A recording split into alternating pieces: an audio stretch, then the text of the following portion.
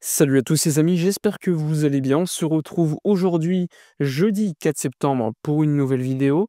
Alors, dans cette vidéo, on va évoquer l'actualité au niveau économique du FC Barcelone pour comprendre un petit peu ce qui va se dérouler lors des prochaines semaines. On va également évoquer certains éléments pour comprendre éventuellement du prochain mercato d'hiver et lors du prochain mercato d'été, est-ce que cette fois-ci, le Barça pourra avoir un mercato beaucoup plus actif? Donc on va essayer de comprendre tout cela du maximum possible avec toutes les données qu'on a évidemment à disposition. Juste avant, n'hésitez pas à vous abonner, à liker, commenter, partager comme d'habitude, c'est important. On débute la vidéo. Alors, je sais que c'est une vidéo toujours un petit peu difficile, surtout pour les néophytes, mais on va essayer quand même de comprendre un petit peu au niveau économique ce que le Barça va pouvoir faire lors des prochains mercatos. Comme vous le savez, en Liga, il y a ce qu'on appelle la limite salariale qui est calculée par rapport aux revenus et aux dépenses qui est fixée par la Liga. Et ensuite, la masse salariale qui est composée des salaires de l'équipe première, de l'équipe, de toutes les sections, du Barça, donc handball, féminine, basket, formation et cetera, sans oublier les primes à la signature ou encore les amortissements de transfert annuels. Une fois que tu as tous ces éléments-là, eh bien, la Liga regarde si tu as une masse salariale supérieure à ta limite salariale. Dans le cas où tu as plus de salaire que de revenus, eh bien, tu es limité. C'est ce que le Barça, a depuis déjà quelques saisons. Le Barça est soumis à des règles beaucoup plus strictes par rapport à d'autres clubs qui, eux, sont, sous la règle du 1 pour 1. Alors, est-ce que le Barça va enfin revenir à cette règle? On s'y attendait pour cet été. Pourquoi? Parce que, la direction du Barça expliquait qu'avec le retour au stade, la règle du 1 pour 1 allait revenir parce que le deal des sièges VIP allait être comptabilisé, c'est-à-dire 100 millions d'euros dans tes comptes en plus. Et donc, tu aurais eu beaucoup plus de limites salariales que de masse salariale et c'est pour cela que tu aurais pu recruter de manière efficace sur le mercato des transferts. Or, comme vous l'avez vu, le stade a mis plus de temps que prévu pour revenir. Rappelez-vous, on a même parlé du Gamper, le Barça espérait que l'auditeur des comptes tombe un petit peu dans le piège et valide l'opération, chose qui n'a pas été faite. Maintenant, ce qu'on peut dire, c'est que le stade, vous l'avez vu, est chaque jour un peu plus près heu, qu'avant et normalement, hein, avant la fin, de l'année, on attend normalement au mois d'octobre la réouverture du Spotify Camp Nou, voire avant. Eh bien, dès son ouverture, les fameux 100 millions d'euros de l'opération seront ajoutés à la limite salariale. Il faut savoir que cette limite salariale bouge tout au long de l'année. Si par exemple tu fais une prolongation de contrat à la hausse, eh bien la limite salariale, par rapport à la masse salariale, la différence va diminuer. Si tu fais une prolongation de contrat avec un salaire à la baisse, eh bien la courbe de la masse salariale va baisser et donc l'écart augmentera. L'objectif étant qu'il y ait le maximum d'écart entre la limite salariale et la masse salariale en faveur de la limite salariale. Une fois qu'on a compris cela, est-ce que lors des prochains mercatos, le Barça sera, on va dire, dans un état beaucoup plus intéressant que lors des derniers étés? Eh bien, pour cela, il suffit tout simplement, hem, de voir aujourd'hui la situation du club. Il faut savoir qu'aujourd'hui, on calcule à environ 80-90 millions d'euros la différence entre la limite et la masse salariale au négatif. Avec cette opération des 100 millions d'euros, le Barça devrait avoir en hiver beaucoup plus de limites salariales que de masse salariale. Ainsi, dès le mercato d'hiver, normalement, le Barça pourra aller sur le mercato des transferts pour recruter un joueur. Évidemment, tout dépend de l'écart entre les deux courbes. Si tu as un énorme écart, tu as beaucoup plus de marge pour recruter. Maintenant, c'est compliqué d'avoir de manière précise cet écart. C'est pour cela qu'on va patienter quelques semaines, normalement 2 semaines, pour que la Liga publie l'intégralité des limites salariales des clubs espagnols. À partir de cela, puisqu'on connaît à peu près la masse salariale du club, eh bien on pourra déterminer l'écart.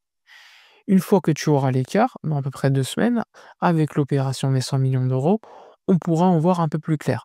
Maintenant, pour l'été prochain, il faudra patienter les revenus de l'exercice actuel, 2025-2026. plus tu as de revenus, plus tu as de chances d'avoir une limite salariale supérieure. L'objectif étant qu'en fin de saison prochaine, l'exercice comptable soit au positif. Si l'exercice comptable est au positif, le Barça aura beaucoup plus de limites salariales que de masse salariale, normalement. Et dans ce cas-là, tu pourras recruter. À noter que lors de la limite salariale qui sera calculée pour l'été prochain, la Liga va également tenir compte, en plus des résultats de la saison, du budget pour la saison 2026.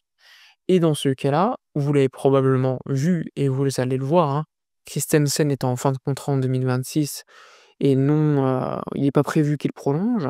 Robert Lewandowski, lui aussi. À eux 2, on calcule déjà une masse salariale de, allez, 30 millions d'euros pour Lewandowski, puisque tu as l'amortissement du transfert, plus sa masse salariale annuelle. Tu as au moins 30 millions d'euros pour Lewandowski qui vont permettre de diminuer la courbe de la masse salariale, et tu ajoutes Christensen à peu près à 12. Donc à eux 2, ils représentent déjà une baisse de la masse salariale de 42 millions d'euros. L'objectif étant, vous l'avez compris, que la limite salariale soit supérieure à la courbe de la masse salariale.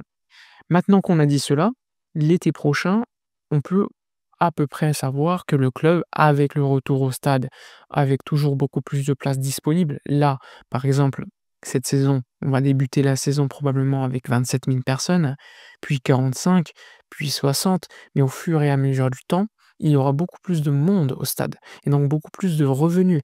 Je tiens à rappeler également que le naming du Spotify Camp Nou, à partir de la saison prochaine, permettra au club d'avoir 20 millions d'euros annuels, alors qu'actuellement c'est 5. Donc là aussi, beaucoup plus de revenus.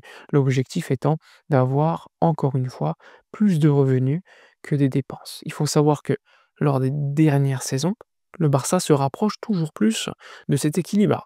On passe d'un patrimoine négatif de 600 millions d'euros il y a à peu près 4-5 ans à un patrimoine négatif d'environ, allez, 90 l'année dernière, et cette saison, on n'a pas encore les chiffres, mais il devrait être à peu près similaire. L'objectif étant de diminuer le patrimoine négatif et le transformer en positif. Mais normalement, avec le retour au stade et le développement de celui-ci, les revenus supplémentaires, il n'y a pas de raison pour que l'été prochain, le mercato soit beaucoup plus intéressant. Maintenant, c'est un peu tôt pour vous dire de manière précise la marge qu'on aura. Attention, je ne vais pas vous dire l'année prochaine, on sera à la règle du 1 pour 1. Il faut faire attention et être beaucoup plus prudent.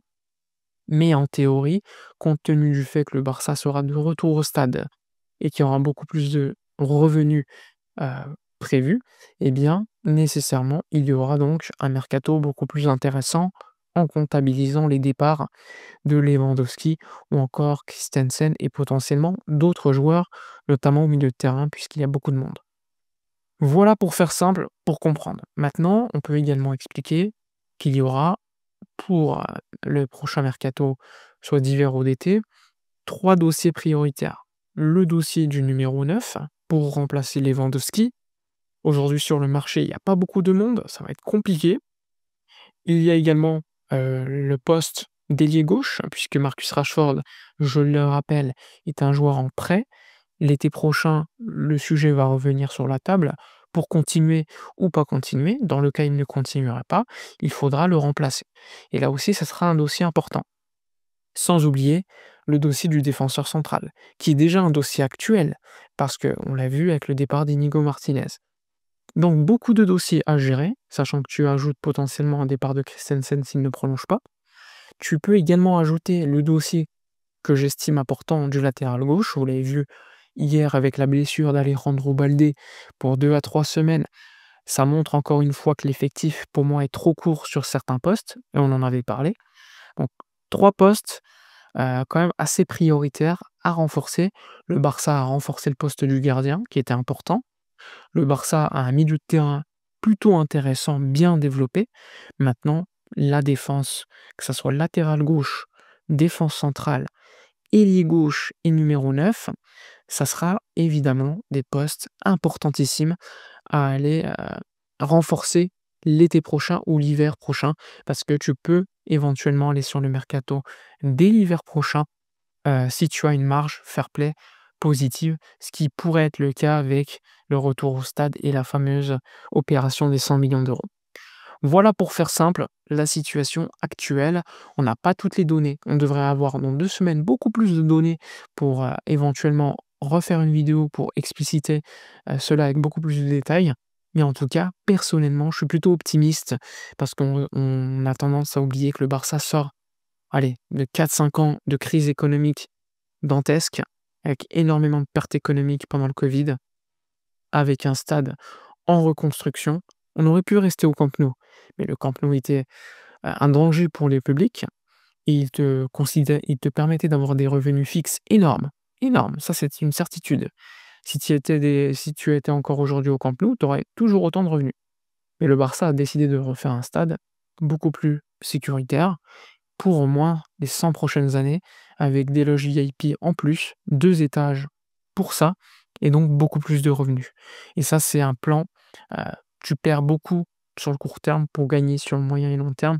Vous pouvez penser à Arsenal, pendant des longues années, ils n'investissaient pas d'argent, puis lorsqu'ils ont terminé leur stade, l'Emirates, et bien ensuite ils sont allés sur le mercato des transferts pour avoir beaucoup d'argent et dépenser. Je fais un comparatif, les gens me disent tout le temps: «Oui, mais pourquoi tu compares à Arsenal, qui est un club de première ligue, a rien à voir avec les droits TV».